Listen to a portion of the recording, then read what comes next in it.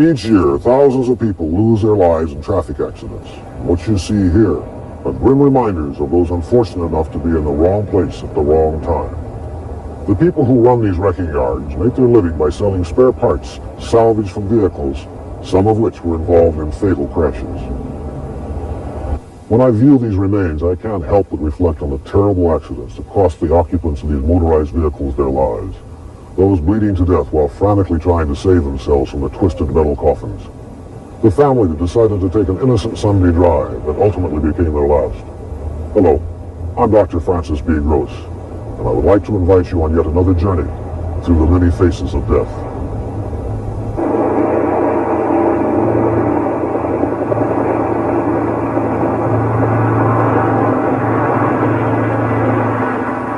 Germany is the home of a special unit known as the Yellow Angels. These men patrol the autobahns throughout the country. Each year, they are responsible for saving the lives of victims who have been injured in auto accidents.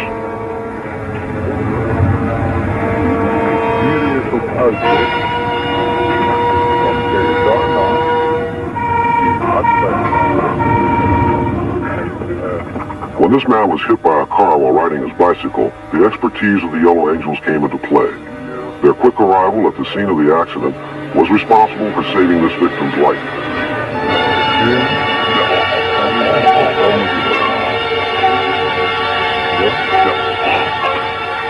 The Autobahn was a brainchild of Adolf Hitler. Construction began on these roadways in the early 1930s. The sophisticated design of these highways set the standards for high-speed transportation around the world.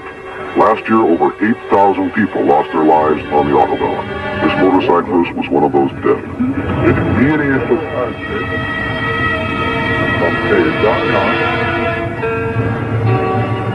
Since there is no speed limit on these roads, the possibility of death increases greatly. When you are traveling at speeds in excess of 100 miles an hour, one wrong turn can prove fatal.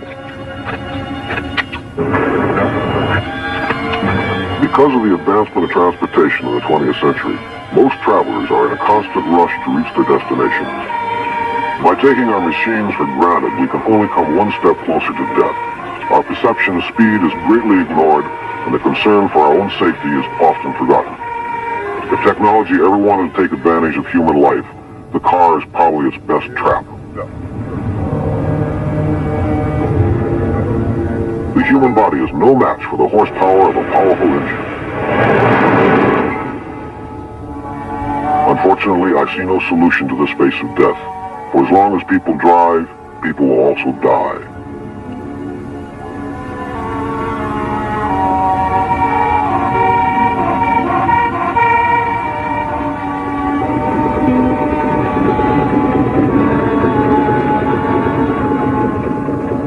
When layers of fog roll over the Autobahn, accidents become even more prevalent.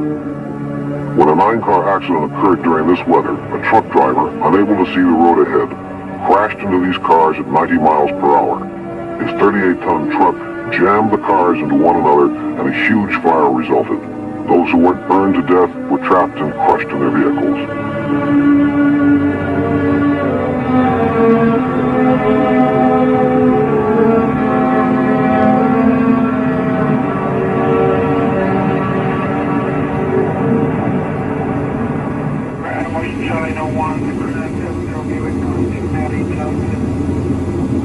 During the year of 1980, a major city in the United States became an ideal setting for death.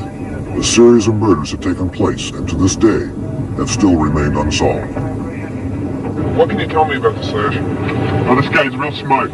We've covered 13 murders so far. He hasn't left us a single clue we can use. Think we'll see any action today? There's no way to tell him that. This guy's crazy. Just crazy. He's got all the people in the street just scared shitless. Well, you two answered the call on the last victim, right? Yeah, on Lucky 13. Were there any suspects? None. This guy, his M.O., is all screwed up. Half the time, he slashes his victim's throat, and the other half the time he goes ahead and dismembers the whole body. I don't know, I guess it depends on how much time he's got. Tell me about your call on victim 13. Well, we had a news crew with us that night, too. We responded to a call from an electrical business. We got there, we found a black male about 35. He had his throat cut. At least he was all in one piece. We got another one here, same M.O. Jesus Christ. Got it. Hold on here. God, I'd like to get my hands on that sucker. Did you get any witnesses? No, Looks like you got it. A homicidal maniac had killed 13 victims. There can never be justification for murder, but what stood out about this particular set of crimes is that the victims were poor, vagrant winos who had bothered nobody except for one man, a psychotic killer who was seeking some kind of distorted revenge.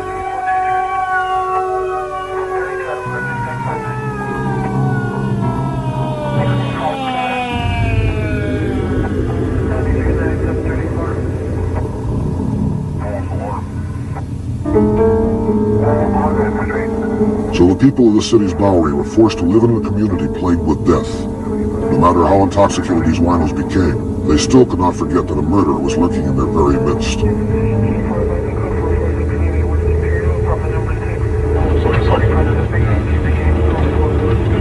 I'm the one that called in. I just found my buddy. He's dead over there in the dumpster. Over in the dumpster.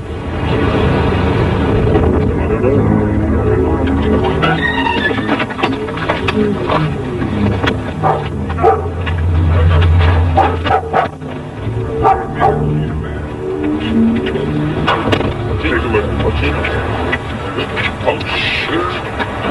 You gotta be like Brucey body. There's multiple this time. Yeah. Smash it over here, man. I know that. The transient residents of this inner city were once again reminded of their extreme exposure to violent death.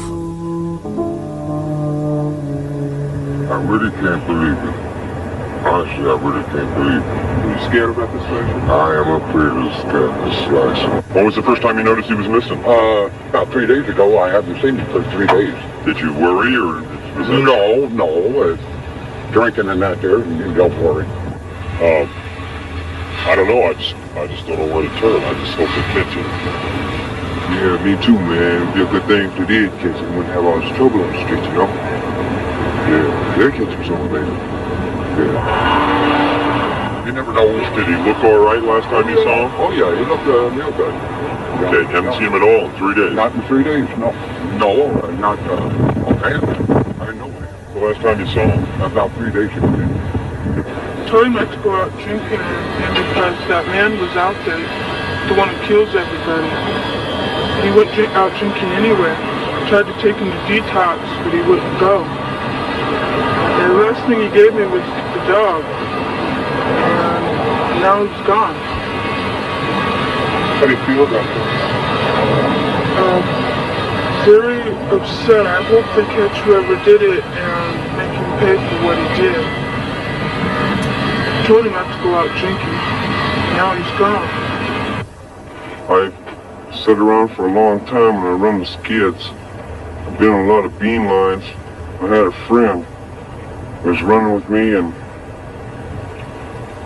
he took off one night. When I sent him out to get a short dog, he never come back. He ended up in a dumpster and he got cut up pretty bad. I hope he catch that guy, and no, I can't say nothing dirty about him, but I wish I could. And I just hope he's proud of himself, and when they catch him, I hope they put him in a gas chamber. That's all I can say. Are you scared about saying that? I'm scared. I'm very scared. And I know he doesn't know where I live. And it doesn't matter, because I've been living on the skids. I can stay in any dumpster, any skid anywhere. But he'll find someone. And what he does, he's sick. He's very sick. When the peaceful community of Castle Beach became a stage for a series of tragic murders of young teenage girls, the people of this small town were forced to live in a constant fear of death.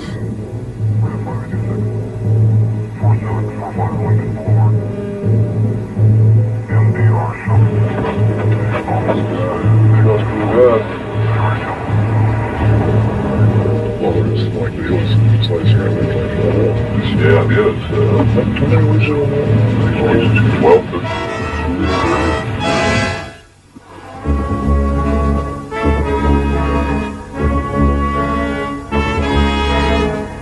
The discovery of another victim would soon mark the concluding chapter of one man's killing spree. How many did you say? It was like 5 5 or 6. Can't go around the other side of the body. How long you figure she's been down here? But look.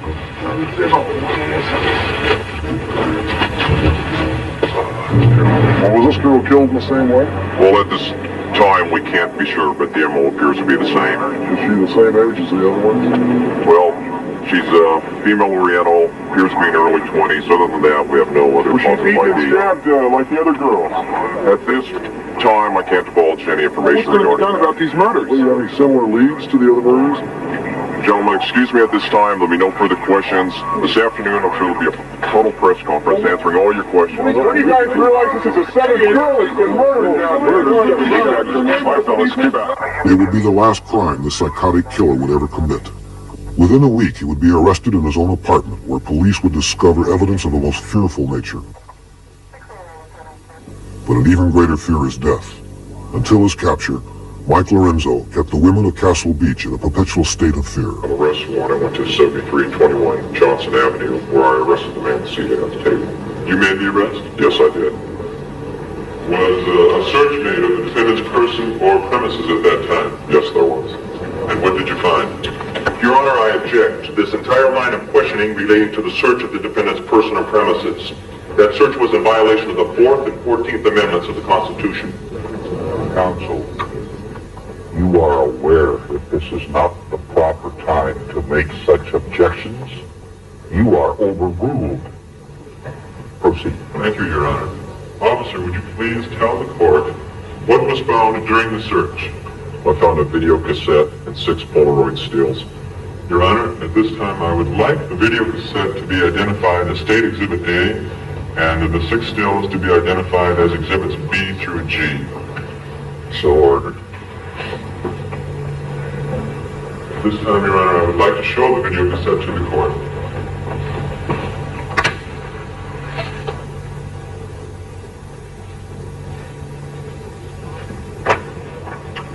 You may proceed.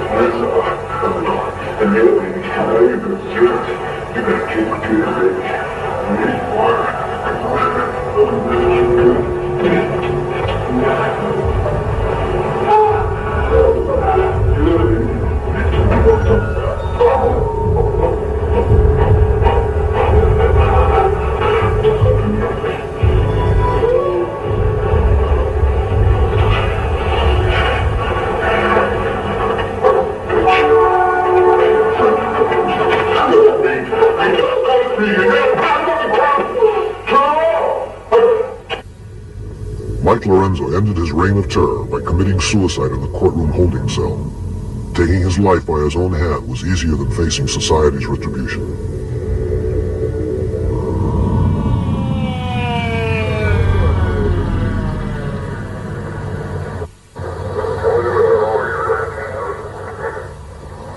Sociologists are in general agreement that dynamics of a city are highly conducive to crime.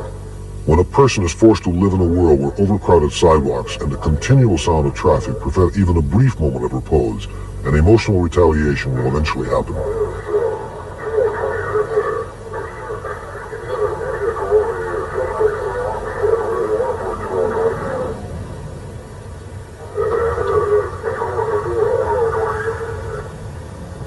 Such was the case of Lucas Washington, an unemployed factory worker who could no longer deal with the city in which he lived.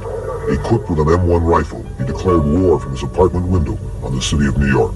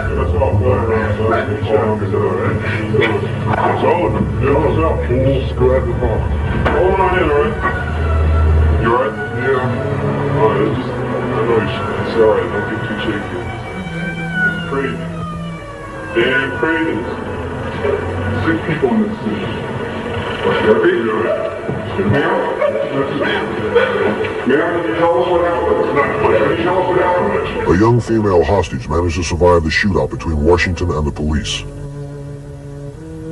Suffering extreme emotional trauma, this innocent bystander is still under psychiatric care. In the aftermath of this heinous crime, she will be plagued with horrible nightmares for months to come.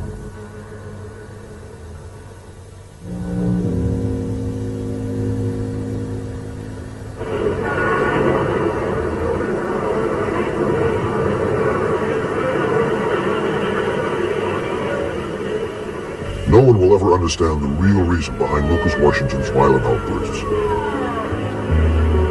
When a man is forced to lose his pride and sense of self-respect, revenge becomes his only alternative. Out of feelings of insecurity and fear, he must find a new course to regain a feeling of importance.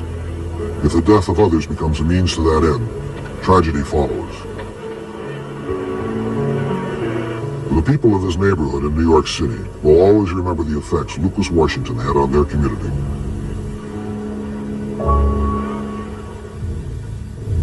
The unassuming wilderness of southern Florida's Everglades is the entry port of 70% of all marijuana and cocaine imported into the United States by plane and boat.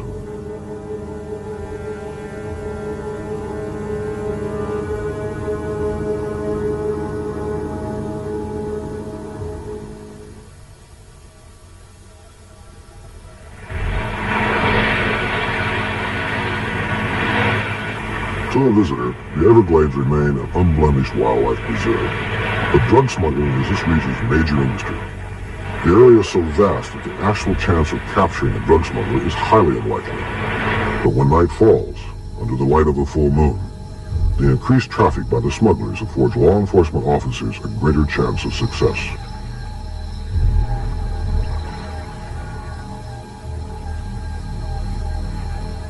There they are.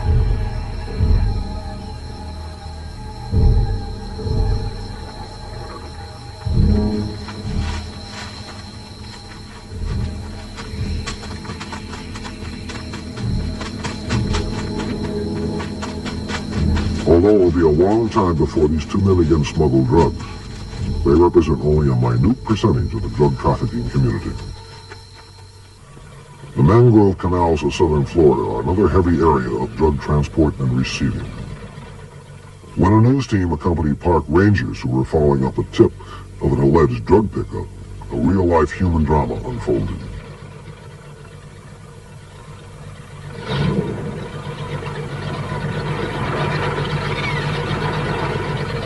We are now approaching Louis 28.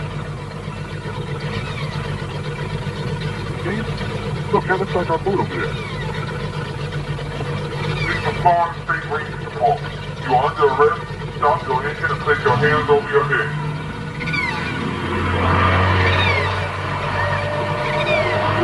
See those bastards come right at us. You gotta stay down the whole time. Central, this is Control 3 X-Ray Tango. Head north and Route 28 to a soccer center. Two suspects are heavily armed and they're firing on all fours. Roger, Patrol 3 X-Ray Tango. Additional units have been alerted and are proceeding to your command for backup.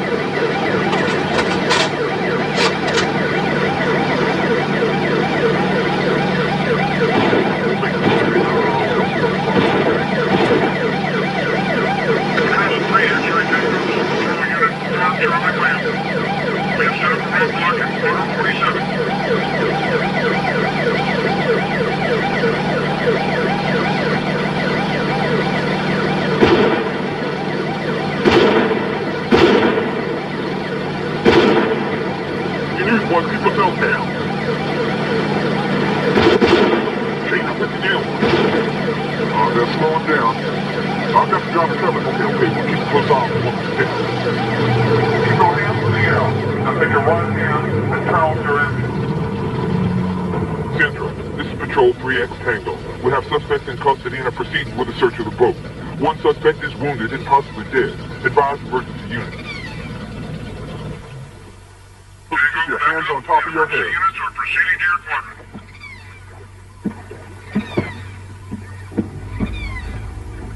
After a high-speed chase, the drug offenders were arrested. The officers suffered no casualties, but one of the smugglers was killed. This particular bust resulted in one of the largest cocaine confiscations in Florida history.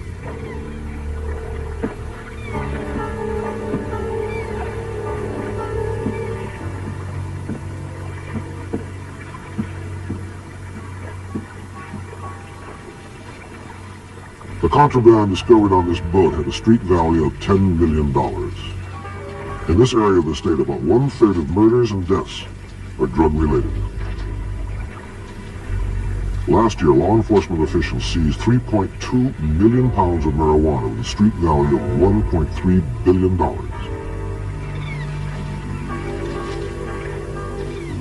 The most dangerous drug of all is not cocaine, but one manufactured right here in the United States. It is called PCP. My name is Dr. Stephen Lerner. I'm a clinical researcher in the area of drugs of abuse. For the last 6 years, my associates and I have been studying the drug PCP.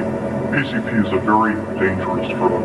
PCP was originally developed by Park Davis in the mid-1950s as a surgical anesthetic, and because of the adverse reactions in humans, the clinical studies were discontinued in the mid-60s, and the drug was taken off the market. Since that time, we've been seeing its use illicitly, not only in the United States, but in foreign countries.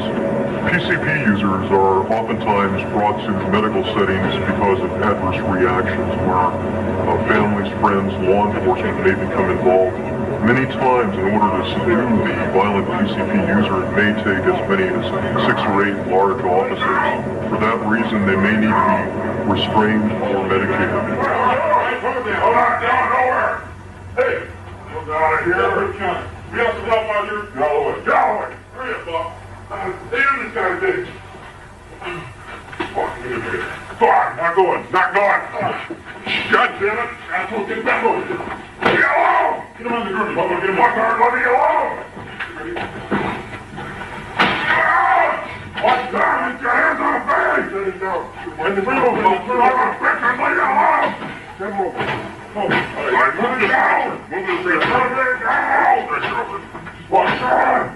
What's that? Come on, watch this way! Real tight! You understand me? Don't for the cuff. Go for the cuff. Okay. Come down! Hey, Bob, all right. Come me down here. Take it easy. Watch his feet. Watch his feet. Let me go! Okay. I'm gonna get you. All right, let me go. Let's go. You got him? Okay. All right, now let's hold the wrists up. Good enough. Holiday, Bob. You the door. Okay, great. Okay. Hold the door. Open that door. Open that door. Open the damn door. Open the door. Hey, take it away. Here we go. Put it out there. Everybody's trying to clear out of the way there. Let me go.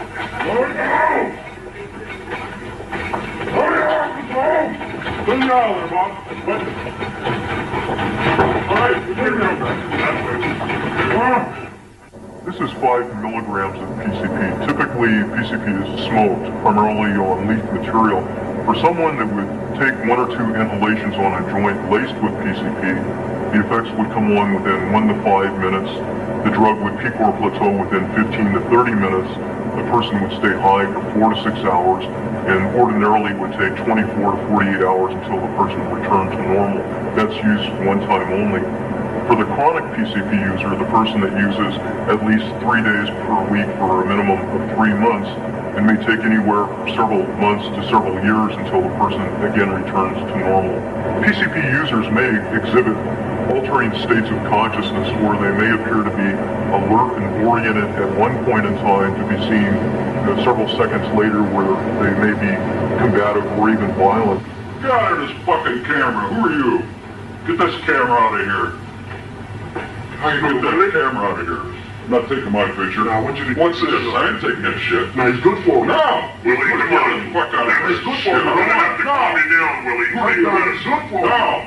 Take the medicine. Take it all the way down. All the way down. All the way down. Take some more. All the way. Right. Now swallow it. Swallow it, Willie. Okay. Billy, you see what you did? What you do that for, Billy? We're gonna give you an injection, old man. We're not giving We're gonna have to give you an injection. injection. Yeah, reaction. Hold on. Come on. Relax. Relax. Come on, Okay, relax. slack ass. Get out of here. I want your shoulder back here. Relax. I want your shoulder Come back down. here. Come down. Take it easy. Come down, huh? Take it easy. When this man awakens from his drug stupor, he will once again have to face a reality which he feared and tried to forget. The use of drugs by the general populace has increased dramatically in the last 2 decades. When society has to numb itself against an everyday existence, our quest for medication becomes a subtle way of committing suicide. There is little doubt that when this man's fears return, he will renew his high with an old friend, PCP.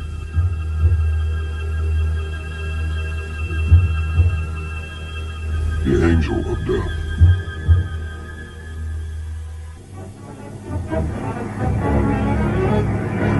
For those who suffer from acrophobia, the fear of heights, the thought of parachuting out of an airplane would be insane.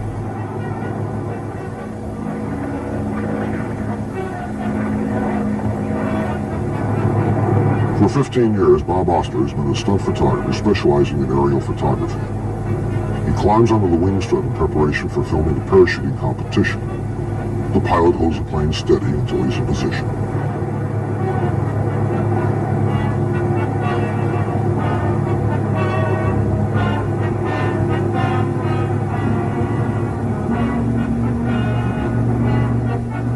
The first man out is Mark Adams, a novice, in competition for the first time.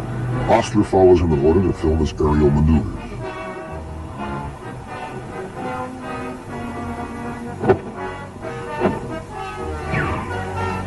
The object of freefall competition is to land in a designated area. The first competitor to hit this area 2 out of 3 times wins the event. In his first professional jump, Adams landed directly on the mark. Adams returned to his crew and received their congratulations. As he posed for photographs, he appeared confident about his next jump. The crew carefully prepared his gear for the second jump of the day. When jumping out of a plane 3,500 feet above the ground, a parachutist is totally dependent upon his equipment. After receiving a kiss for good luck, Adams is once again airborne for his second jump.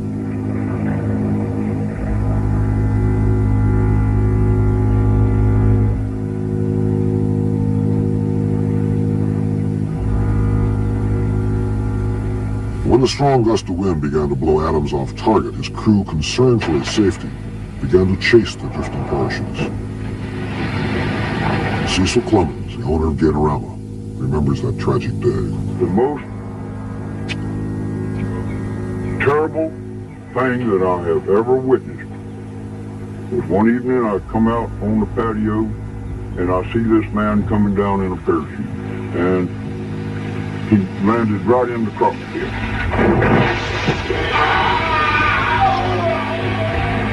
And he just made one big scream, and the most horrible looking face you ever seen on a human being, that was him. And before I could get any help, any way to get him out of there, they had tore him to shreds. Grab his leg! Oh shit, look what they done to him! There was nothing I could do. There was nothing anybody could do. Adams had landed on the target, which this time had cost him his life. I first visited the country of El Salvador 20 years ago. At that time, there was hope that the Central American nation could become a great ally of the United States. Unfortunately, it was a short-lived dream. For this country is now in a state of total political anarchy. And sitting here, you would think everything is peaceful and serene. But what you don't see is a 15-foot wall surrounding this property.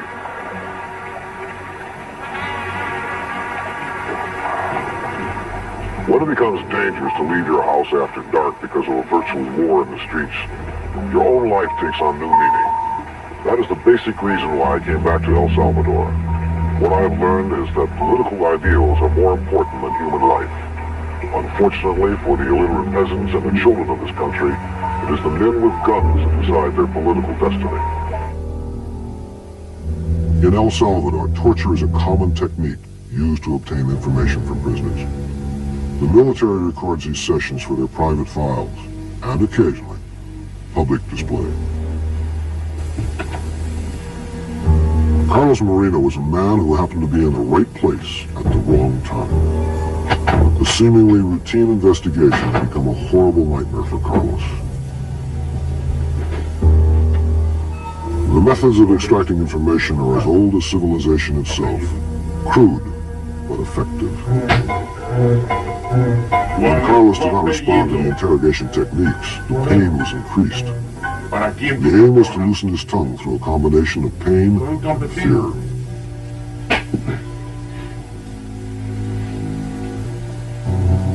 Carlos, ¿quién te ayudó? Soy un campesino. Nada más. Tú eres un campesino. ¿Qué carajo tú haces aquí en la ciudad? Nada más estoy comprando. ¿Por qué mataste a esos hombres? ¿Matar a quién? No sé. ¿A quién mataron? ¿Estás tú seguro que tú no sabes? No sé nada. No sé. De verdad, no sé. No sé. ¡Ay! ¡Ay! ¡Ay! ¡Ay! ¡Ay! ¡Ay! ¡No me pegues más! ¡No! ¡No! ¡No! ¡No más! ¡No más! ¡No! ¡No! ¡No! ¡Ay! ¡Ay! The merciless questioning continued for hours, and still the uncooperative prisoner refused to give the proper answers. A new set of techniques had to be employed, but first, an unconscious Carlos had to be revived.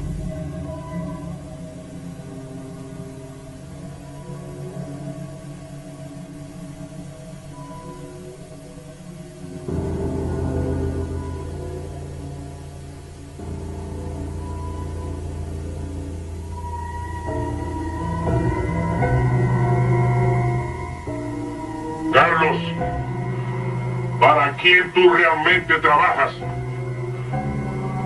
Ya.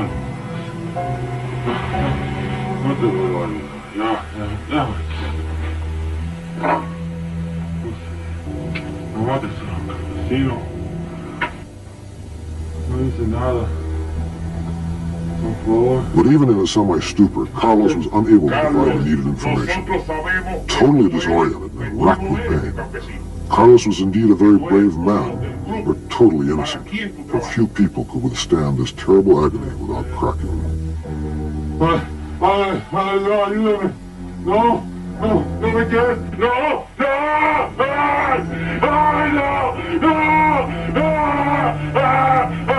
Ay.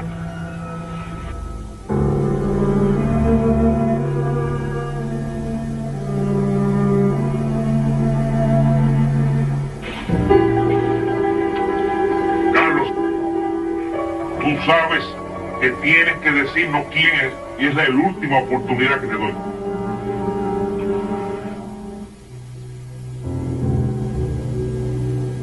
The survival of a terrorist regime is dependent upon secrecy. The failure of the interrogation of Carlos Moreno could only be resolved in one way, for there could be no witnesses.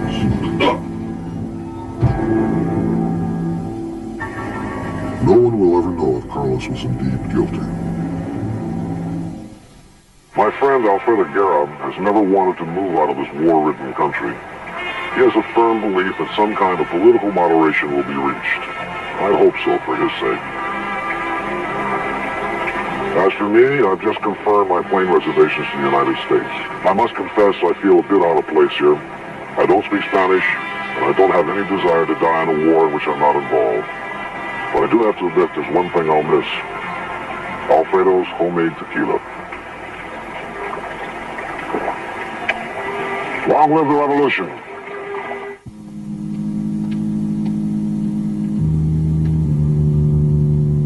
On June 1, 1979, police responded to a phone tip that a bomb had been placed at the home of a recently defected Russian artist.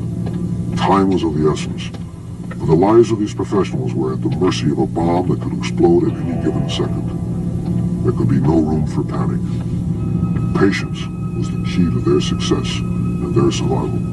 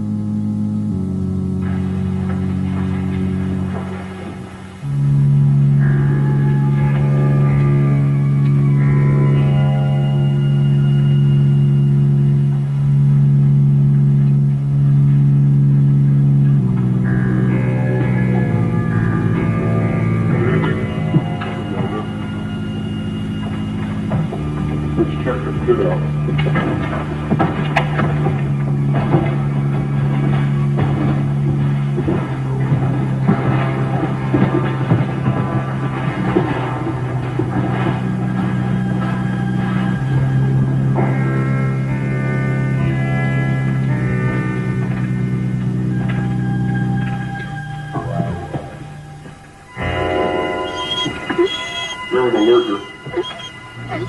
Squad, we have an alert.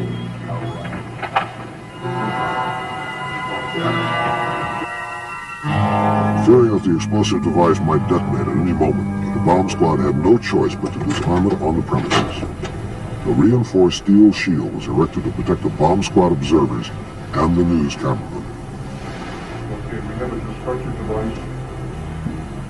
7 sticks of Hercules dynamite. 2 batteries of wire. Quartz clock attached to an army gun. I'm going to try and pull the blasting cap.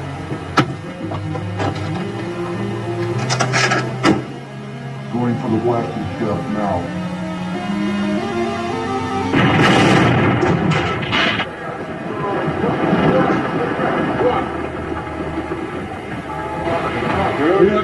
Bomb squad members are faced with death on a daily basis.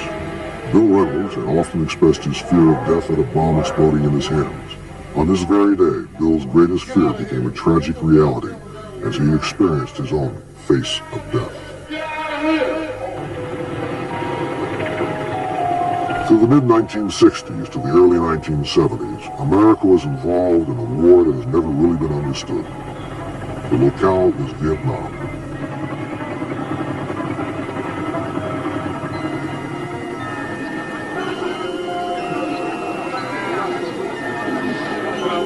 A country divided by civil war, hoping to prevent the spread of communism, the United States set up a base of operations in the city of Saigon, where Americans teamed with South Vietnamese to destroy the dreaded Viet Cong.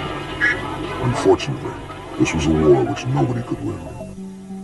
For 5 years, Cliff Friedman had been a news cameraman in Vietnam. His dramatic footage of the war had brought him awards as well as recognition. Many times he would risk his life to get that extra shot that had made his photography so unique.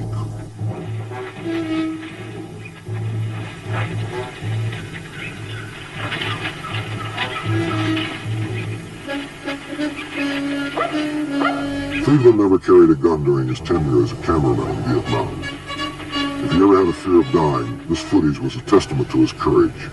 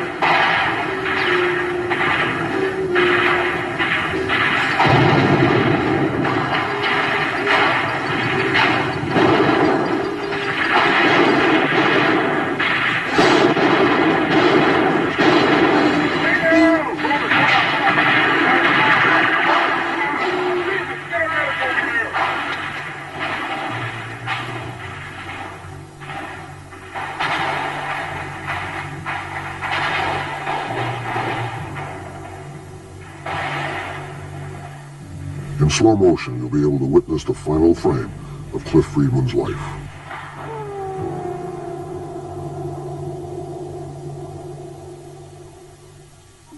Although Friedman captured the last moments of his life on celluloid, there are others who claim that they have recorded a mental image of their own death. I feel very strange talking about this because it was a very personal experience. I had to go to the hospital, and I felt very much alone. I was having open heart surgery.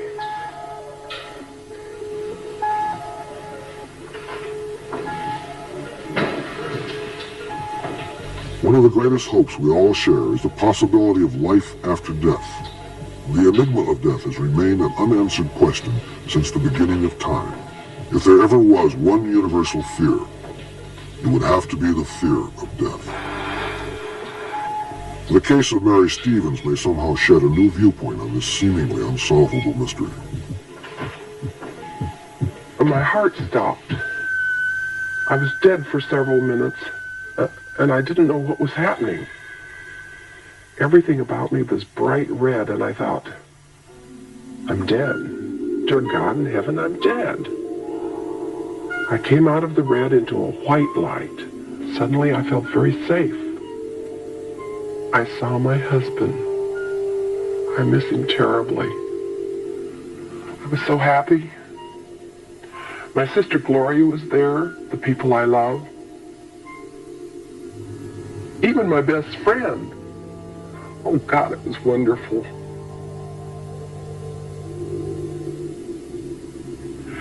Then I saw my son.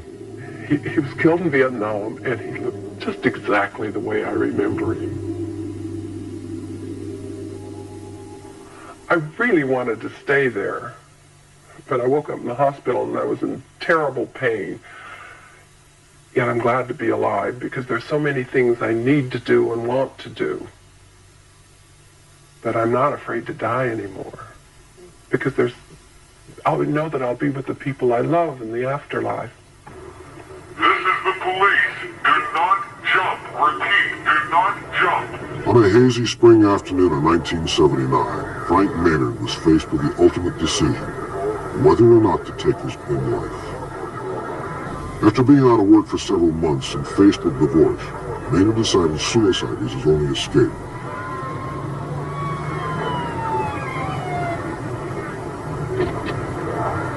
As his wife arrived on the scene, police felt confident she could deter his destiny with death. Did you have any idea why he's doing this? You think you could go talk to him? I don't know why he's doing Well, come on, get her up there. Is he on drugs or something? Get her up there. Come on, get her up there. Come on.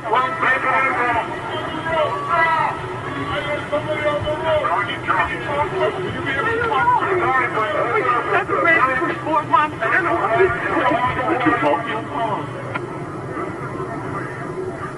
Posing as a maintenance man, Maynard had gained access to the ledge. At first, his own fear of death prevented tragedy.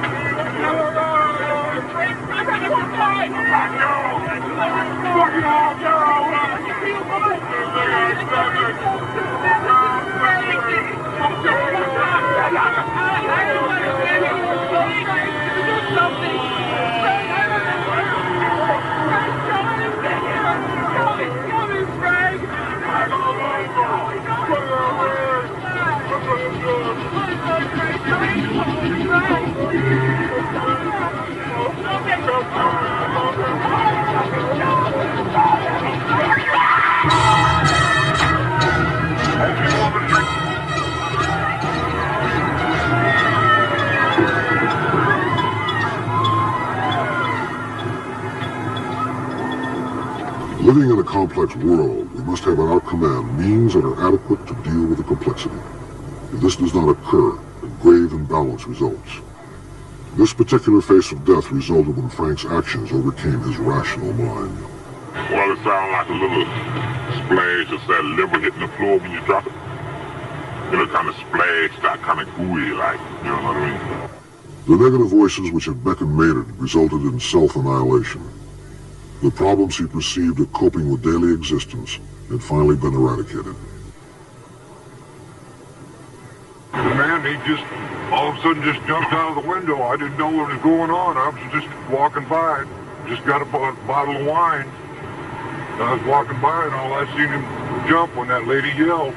I don't know what happened. I saw his wife begging him. She said, don't jump. He did. He sure had a problem. That's all I did. The last thing was to put the lady in the police car and take her away. I guess it was his wife. If death brought peace of mind to Maynard, his own selfish decision brought sorrow to the people who loved him and those who watched. What ended as an avenue of escape for one would haunt and cause nightmares in the minds of many.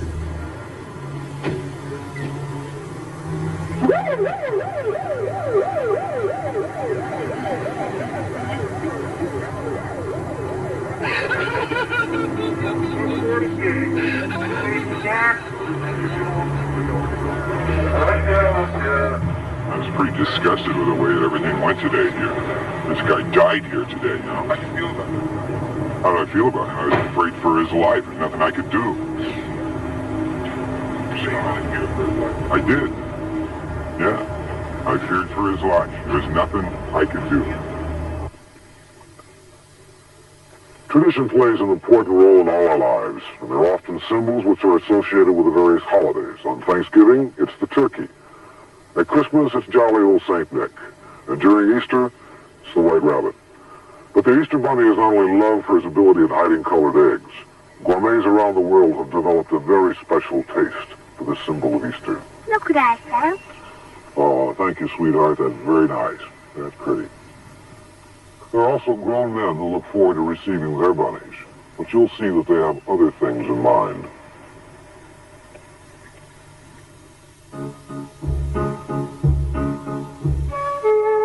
In 1980, 2 million pounds of rabbit meat was consumed in Los Angeles County.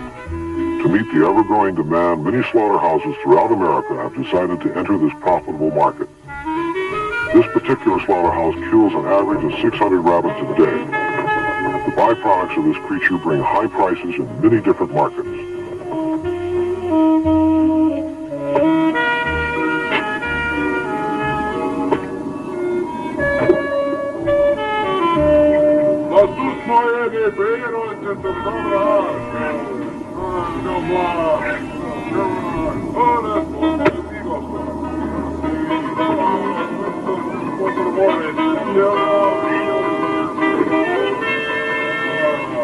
Rabbit's blood is used as a filler for inoculations. Its brain is freeze-dried for use in various medications.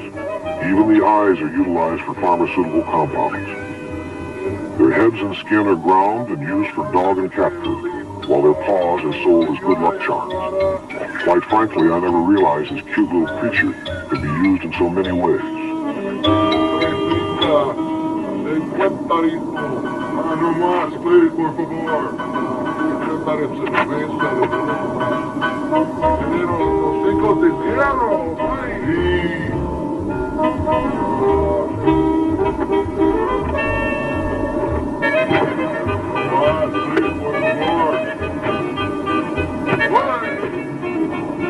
The rabbits entrails are also saved and used to fatten hogs.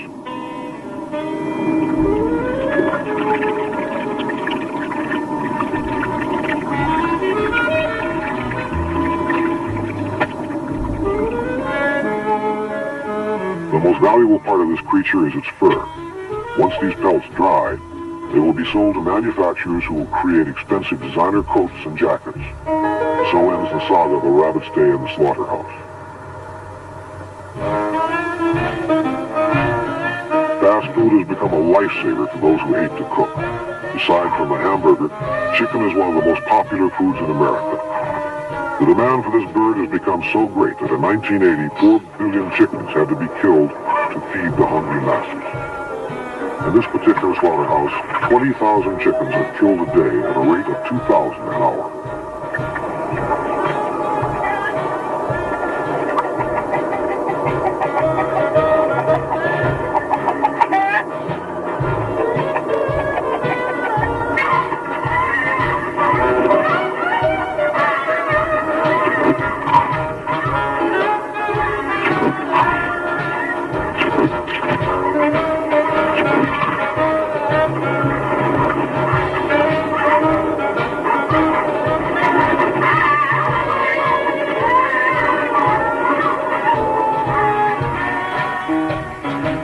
Special machine defeathers the bird, and these feathers are then sold for fertilizer.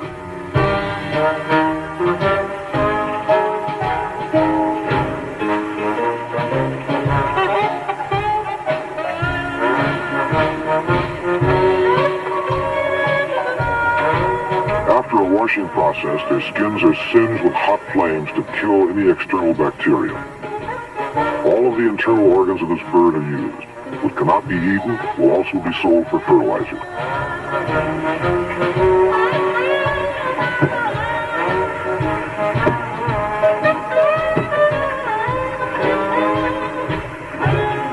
This assembly line prepares a chicken for marketplace in 5 minutes. Within another 5 minutes, a high-pressure fryer can ready this bird for human consumption. Hallelujah, America.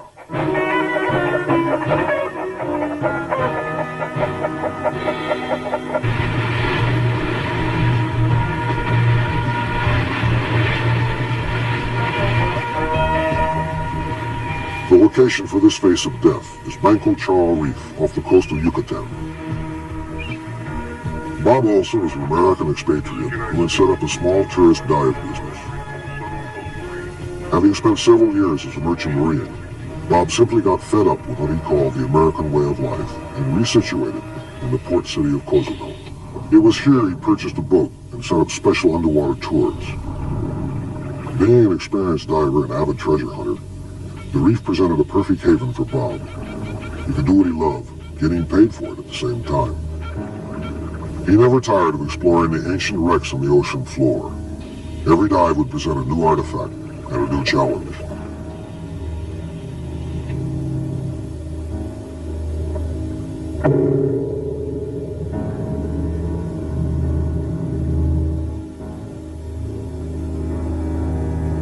He would even teach tourists how to feed some of his underwater friends. There was little doubt Bob was a man who seemed to have total control of this alien environment.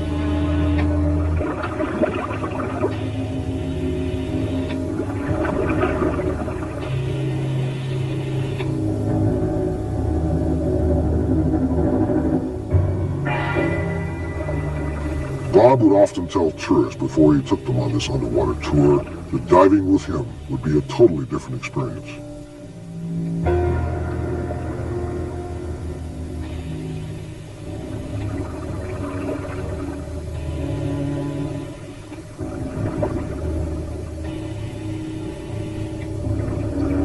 His underwater world was not a hunting ground, but instead an area where people could feed and study the ocean's unique wildlife.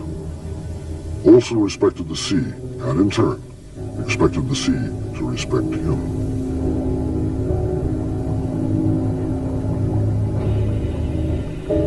Sometimes a man who becomes too overconfident can be just as dangerous as a man who fears too much.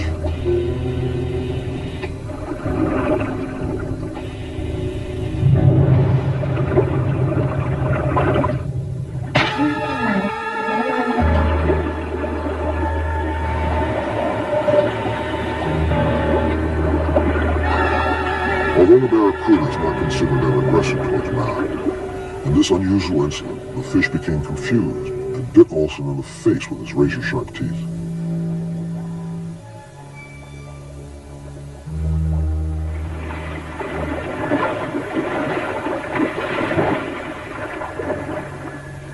Writhing in pain and in a state of shock, the crew members and tourists worked frantically to save the wounded man. Although this injury had resulted from an accident, it was serious enough to nearly cost Olson his life.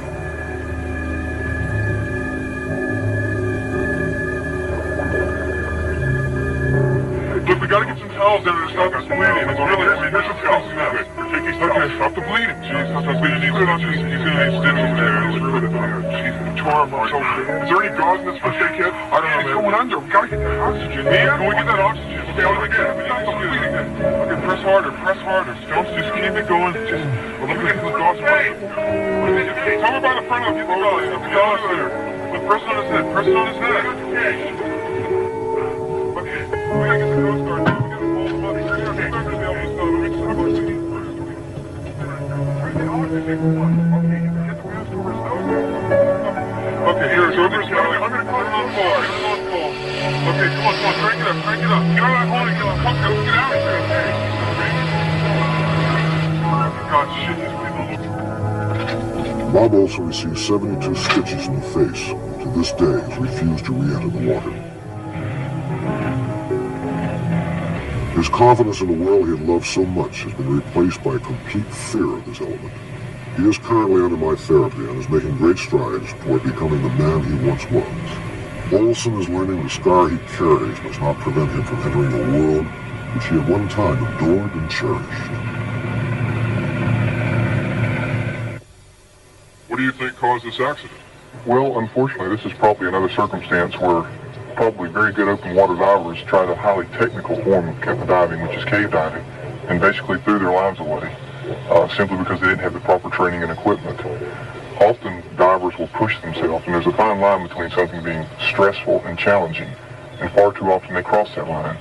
A lot of times divers that are even somewhat afraid of the water will sometimes push themselves just to see what they can do. Somebody drowned? That's true. You were in a tunnel here with it kind of winding around a lot? Yeah. Yeah, that's the Circle T tunnel. Probably somewhere in there. You got really silted out, I think. And that's when I lost it. So.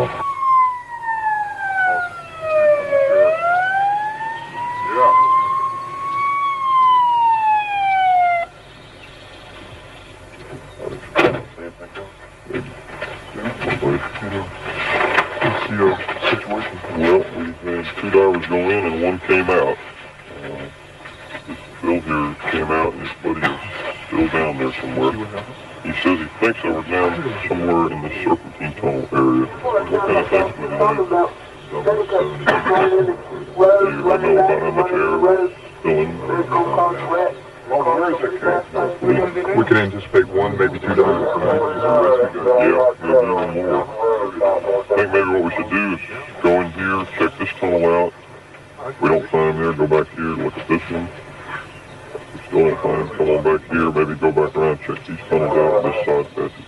Cave diving is perhaps the most potentially dangerous terrain a scuba enthusiast can explore.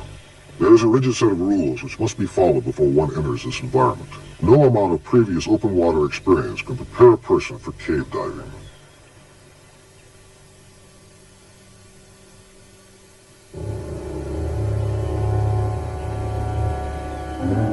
In this uncommon setting, the hazards are many.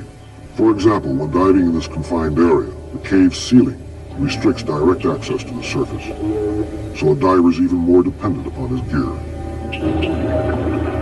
If an emergency such as air failure occurs, the only exit from the cave is the way one came in.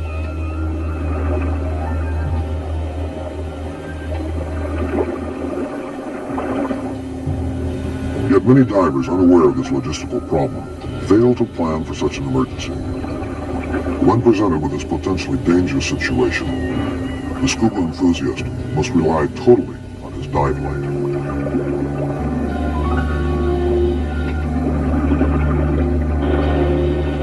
If the dive light fails, or divers' swimming technique stirs up the cave's silty floor, disorientation results, The normal response is panic, followed by being trapped in this underwater labyrinth, and eventually drowning.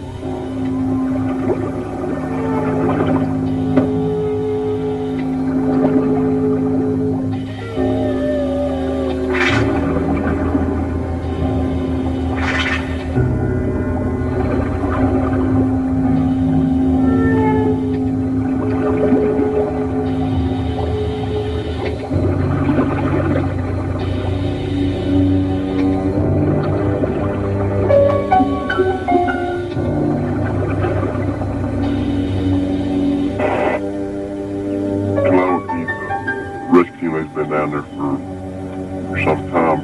We will notify some more divers to have them on standby. Joseph Ryan had just received his diving certification. He was a novice diver, and yet had a full sense of his own skills. He believed that his experience was great enough to compensate for any emergency. In theory, he probably did understand what to do, but when he became separated from his diving buddy, he simply panicked. At this point, he had little chance for survival. As he feared for his life, he neglected to assess the situation, and in essence, signed his own death certificate.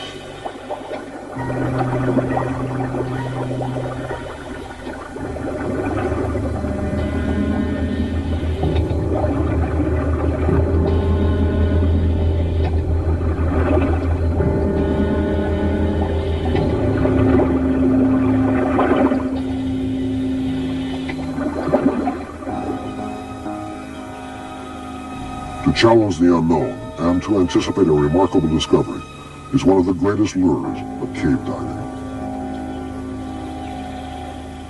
Feeling a sense of safety is an important factor when one enters an unfamiliar locale. Given this sense of security, the diver must never lose perception of the many inherent dangers which still exist. A balance of confidence and humility must be achieved. Realizing one's vulnerability is an important part of dealing with one's own fear in any given situation. If Joseph Ryan had realized this, he could have saved his life. There's a fine line between something being stressful and challenging, and far too often, because of a strong ego, we all tend to push ourselves. This is a big boy sport. You have to make up your mind about the risk ahead of time.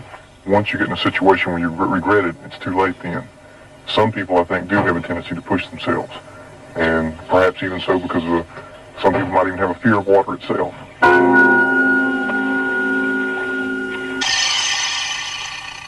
John Ruskin once described the snake as a running brook of horror. There is little doubt the snake is indeed a strange creature, for only their left lung has survived the evolutionary processes which have been necessary to make snakes what they are. Just a long, narrow rib cage with a head at the end. Nor do these reptiles have any antibodies in their blood, so a tick bite, if it gets infested, can kill a highly venomous snake. Yet most people fear this seemingly vulnerable creature.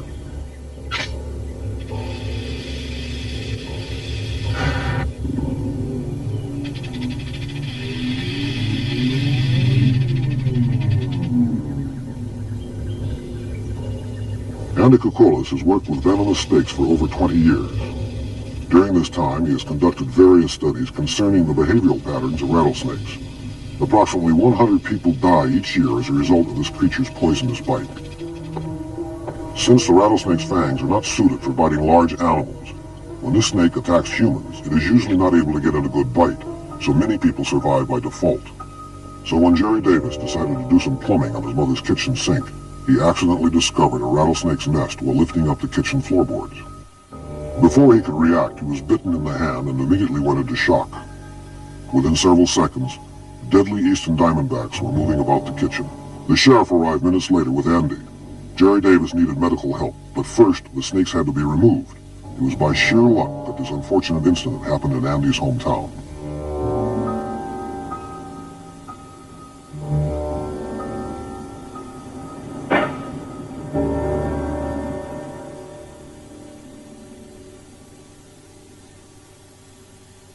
Since the snakes had surrounded the fallen boy, Andy had no choice but to capture the venomous creatures while they were still alive. Equipped with a special snake stick, Andy had to measure his every move.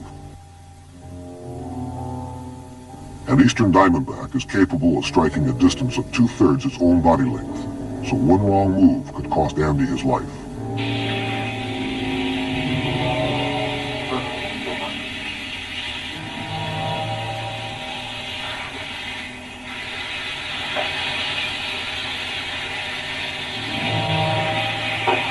Keep your eye on that big one, Deputy, if you will, please.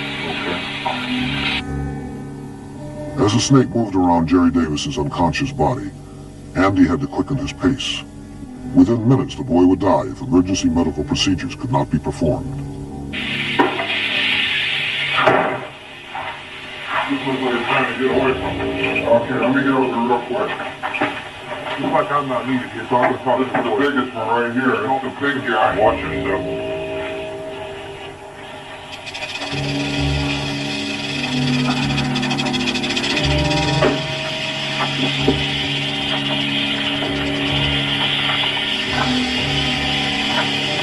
Alright, this is a big rattlesnake here. This is probably the one that bit that guy. Look at the fangs.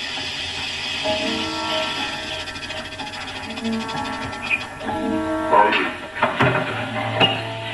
I'm not doing a full just yet. There it is. There's one. They go out tonight and get a hold of the paramedics. Alright, bye. Okay, I'll look in here for more snakes.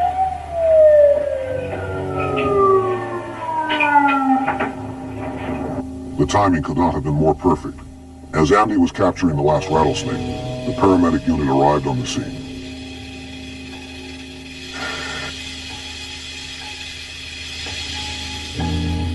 In the United States, only 3% of snakebite victims who have received antivenom die. Since Davis had only been bitten in the hand once, the paramedics felt they could save the boy's life.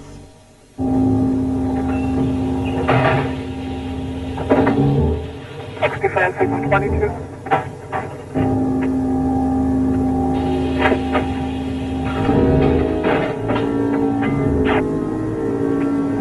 Make contact with Ken.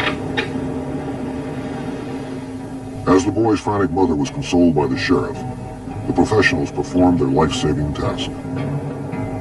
After viewing an incident such as this, it becomes easy to understand why most people have a fear of snakes. As Mrs. Davis viewed her son's hand, she immediately associated this horrible experience with every snake she'd see from that moment on. Fortunately for her son, the wound looked far worse than it actually was. A few days later, he was released from the hospital with a clean bill of health.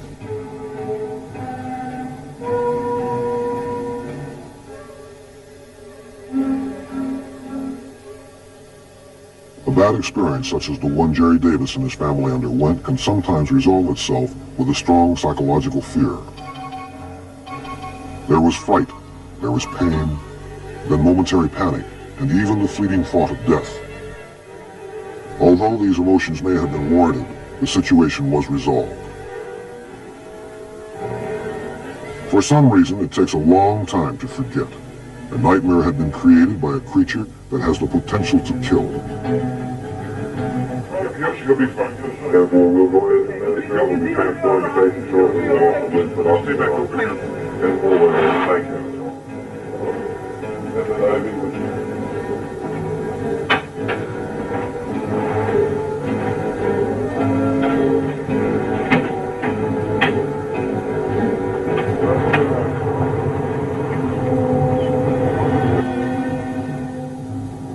Even though this experience will probably never repeat itself, the Davis family will always wonder, could it happen again?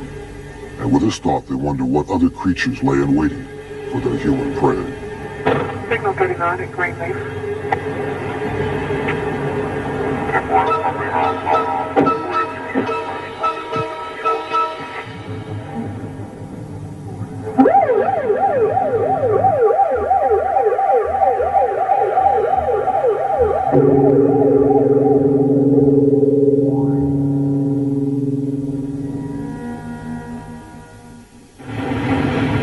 The crystal clear waters of the South Pacific set the stage for a truly horrifying example of death. Milos Goodman, a renowned marine biologist and underwater cinematographer, had set out with a crew from the island of Mopilia to complete a documentary on shark behavior.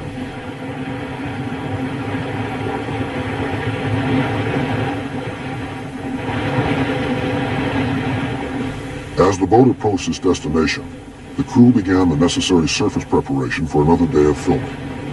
The expedition had been based in the South Pacific for the last 6 weeks. Aside from hiring a well-experienced crew, Goodman had a great deal of luck with Mother Nature, for the weather could not have been more beautiful.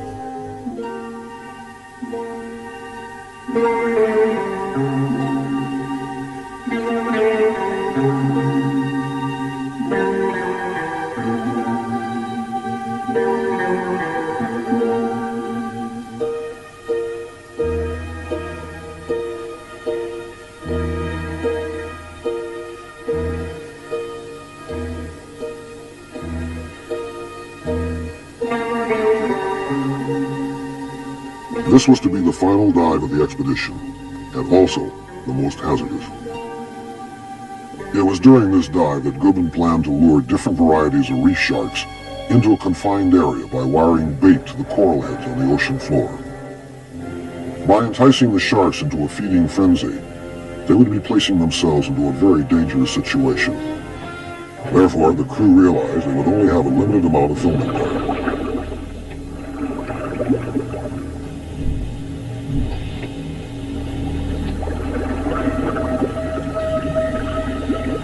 Patterns of behavior are all important to a biologist studying a particular animal, but sharks remain inscrutable. When the glimmer of a pattern appears to be emerging, it is very often shattered or blurred by new and puzzling facts. Of the world's 250 species of sharks, only about 10% are proven man-eaters. However, in this situation, statistics meant very little. The sharks encountered by Goodman and his crew were being purposely aroused to expose their aggressive natures for the cameras.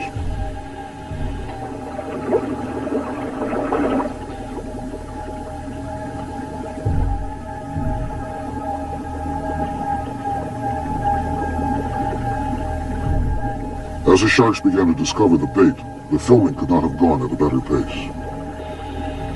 Lewis Carroll once wrote, "But when the tide rises and the sharks are around, his voice had a timid and tremulous sound." If Goodman or any of his crew had any fear of death by sharks, they had little time to dwell on this emotion. Although armed with underwater weapons in case of an accident, the crew realized they had little protection against these denizens of the deep.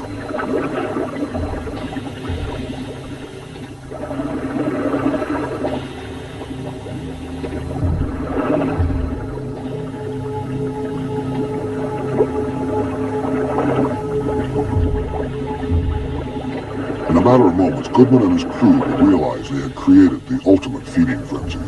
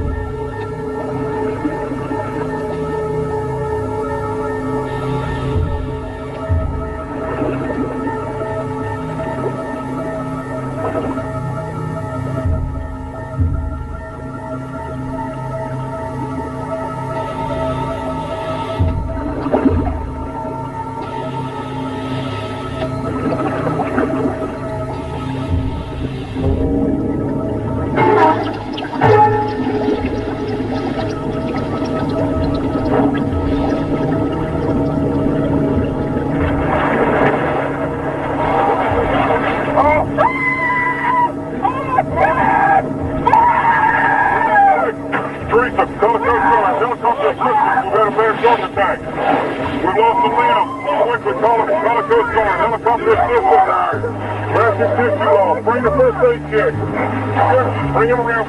Get him out of the water quick. Bring him around. Quick. Plastic tissue lost. Wait. Don't stop the bleeding. Help him up, all right? A man who had devoted his life to the sea became a victim of his own scientific pursuits. A gray shark had torn off one of Goodman's legs at the kneecap.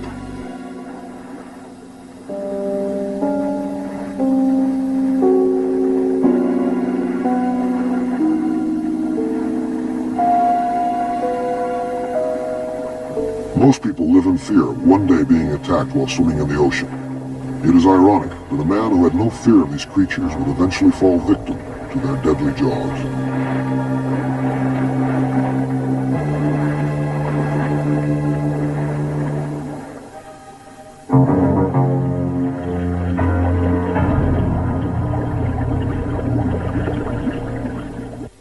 Have you ever been the victim of a crime? Almost everyone has. It can be completely devastating to those on meager incomes. The criminal's mentality is simply, your loss is my gain. These people are the lowlives of society, preying like vultures upon the unsuspecting. We're about to examine the ultimate face of death. Some say it is justified, the kind of death that comes to those who seem to deserve it.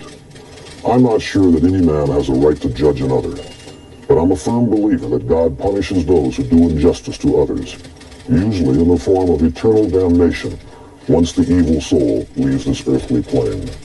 This time, death's grinning face is in the form of an animal.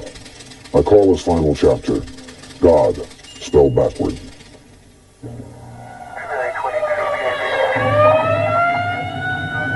Well, this kind of damn false alarm anyway. I sure hope so. We might have a quiet night or two. Oh my God! I don't... Oh, get it done. Lord, where you go? Get it done, quick!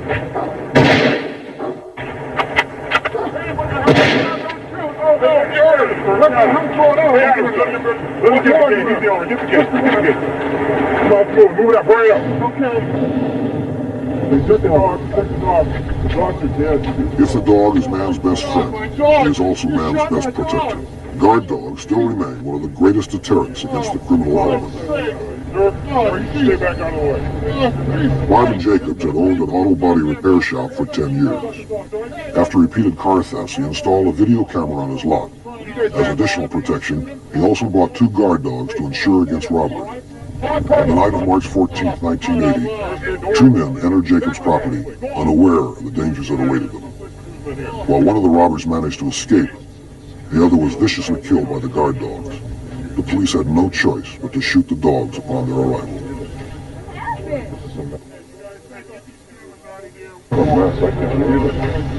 The 2 German shepherds guarding the parking lot represented the face of death to anyone who would dare trespass.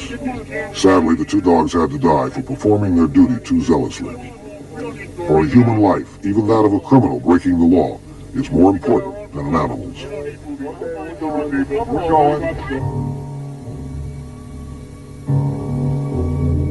The dramatic footage you're reviewing was recorded by the video camera Jacobs had installed on the premises.